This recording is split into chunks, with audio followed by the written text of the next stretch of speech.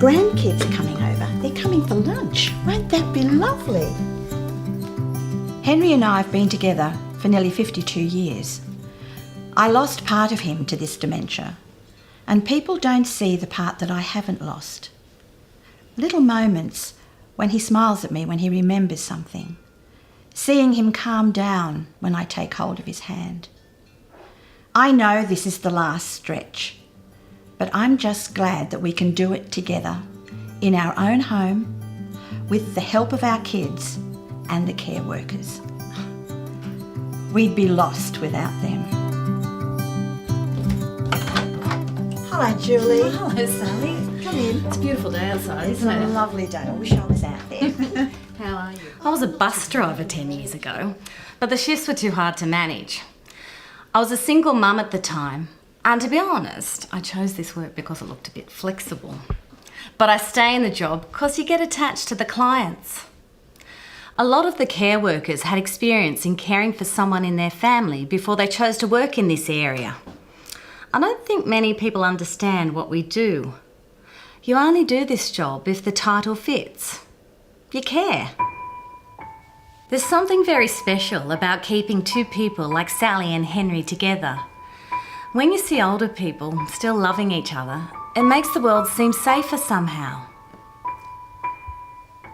My job is to help people like Sally and Henry stay together and stay at home. The idea of stopping when I notice something, then checking my assumptions, then acting on them is really useful. With Henry, I noticed a shaggy dog toothbrush and he ate so slowly and was getting more picky with his food. So I acted by putting a new toothbrush on the shopping list and talking to Sally about who brushes Henry's teeth. Sally was trying to do it and getting pretty stressed about it and felt bad about asking for help. I reported all this to our coordinator, Kathy, and now it's on his daily care plan for us to assist with brushing. Kathy also sorted out how we could get Henry to a dental visit. We are the eyes and ears of our organisation. The coordinators can only make changes to the care plans if we give them feedback about what we see and hear. The stop, check and act idea has influenced the way I work a lot.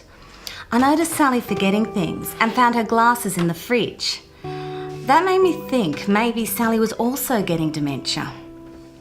I told Kathy about the glasses and a few other things, and Kathy had a talk to Sally.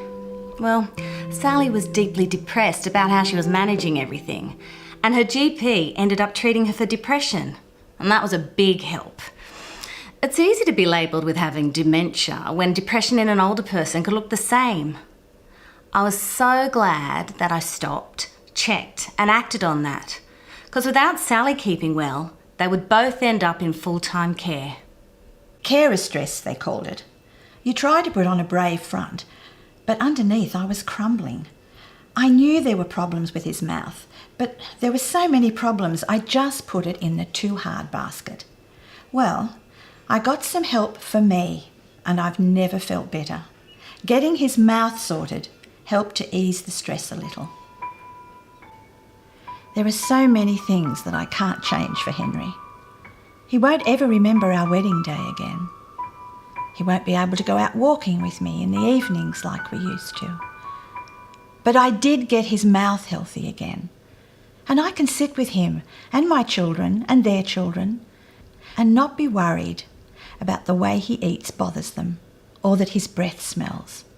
It's these little things at this stage that make me feel like I'm doing something for him, that it's not all downhill.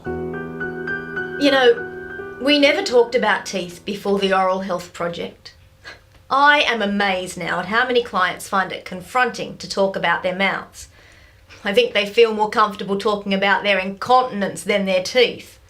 Can you work that out? I guess our mouths are a very personal space and lots of people are scared of going to the dentist. When we were asked to be a part of a new oral health project for our clients, I thought, oh, here we go. Another demand in an already busy schedule. The care workers had to do some training in oral health and stopping and checking for things they noticed that may alert them for oral health problems. Then they contacted us and we followed up on the issues. Stop, check, act. That was the message. We did a simple oral health assessment that helped us work out who needed to visit a dentist. This also helped us put in place a daily oral health care plan that included oral hygiene support. It was hard for me to take Henry to the dentist. I had to overcome some of my own fear just to go with him. There was all the carry-on about how to get him there. The dentist needed Henry's medical history and a list of his tablets from the doctor. And I worried about how he would cope. But things have changed a lot. Julie, our care worker, took us to the dentist, stayed with us, and then took us home again. The dentist was so careful about not hurting Henry, which was just as well, because if he did, that would have been the end of it. You need the right dentist on board, that's for sure. Okay, you ready? Big yawn. Yeah, that's great. Let's have a look inside here. Henry had 3 teeth that were very broken down, and they were cutting into his tongue, making a huge ulcer. The teeth would have been painful, but that would be nothing compared to the pain from his tongue. The dentist managed to smooth down the rough edges of his broken down teeth on the first visit, and that sorted his tongue out. It took a few visits for Henry to get used to accepting treatment, but we got there. You could see the difference in him, started eating different foods. And I think the grandkids found it easier to have meals with him as he was eating in a nicer way, if you know what I mean. The odd bit of steak that came out instead of going down didn't bother me, but it's different for the kids. He just looked less anxious all day. His pain would have been like torture. Felt horrid that it got to that point, but you can only do your best. This made me realise just how important it is to look after my own teeth as well. This is lovely, Grandma. Do you like it? Oh, That's good. nothing nicer than a salad in the summertime. My kids have also got the message. We had 60 clients in the project, and in the end, 40 of them accessed a dental visit. Then the stories started to roll in. Clients with new dentures eating better, dentures relined so they stayed up when they spoke so the clients could communicate better. Clients no longer in pain because their natural teeth have been fixed. Clients eating more. Care workers noticing their breath was fresh for the first time. Maybe even addressing some of the issues of pneumonia that are common in our clients. I had no idea that your chance of chest infection was higher if you had dirty teeth. Things like that made me think. You know, it isn't that much paperwork to make all this happen, and it is really worth making it happen. We worked on getting 6 key oral health messages to our clients. This included simple things they could do themselves, like how to care for natural teeth, how to care for dentures, relief of dry mouth, tooth-friendly eating, seeing a dentist, and quitting smoking. My first impression of Max was that he was a lovable rogue type, but I have to admit that his bad breath was something that made it hard for me to be around him, and I had no way of feeling comfortable about saying anything. I can't even tell my best friend she has bad breath. After the oral health training, I thought about the idea of stopping, checking, and acting. I had to stop and acknowledge that his bad breath was a problem. I checked by asking him if he had seen a dentist, and he hadn't. Then I acted by contacting my coordinator. I'm a person that just says it how it is. So I told Max he had bad breath and he had better do something about it. He let me look in his bathroom, and I could tell his toothbrush hadn't been used because it was dry, even though he said he'd brushed just before I came.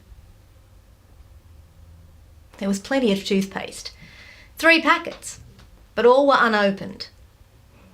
I didn't say anything about the brush or the paste. I just got him to show me how he brushed. I pointed out that he was missing the place where his gums meet the teeth and was waving the brush around like he was washing his car, not his teeth. We had a bit of a laugh and I think he caught on. He had an upper plate. When he took that out, I knew there was a problem. It was heavily coated. And I told him about the soaking it in vinegar for one night trick. That soon brought it back to new. And now he knows how to keep the plate clean. We're home and hosed. Well, there was the trip to the dentist. That took a bit of convincing, but we got there. When he realised he was eligible to see a public dentist and that it wouldn't cost much, his eyes lit up. Watches his money, our Max. I used the excuse that it was just too much bother to get a new plate. It's a train trip to get to the nearest dentist in this contraption. Well, Kathy, who has an answer for everything, as you've probably worked out for yourself, she found out that I could go to the public dentist because I've got a pension card, which saved me a lot. She got Julie to pick me up and take me, which was a big help. Having these care workers has made a big difference to me.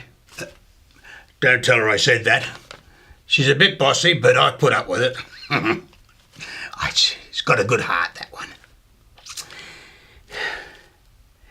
Nobody likes to be told they don't smell good. Anyway, it wasn't hard to do what she said.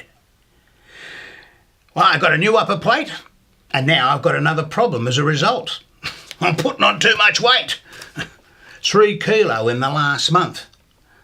They didn't warn me about that when I got my mouth sorted out.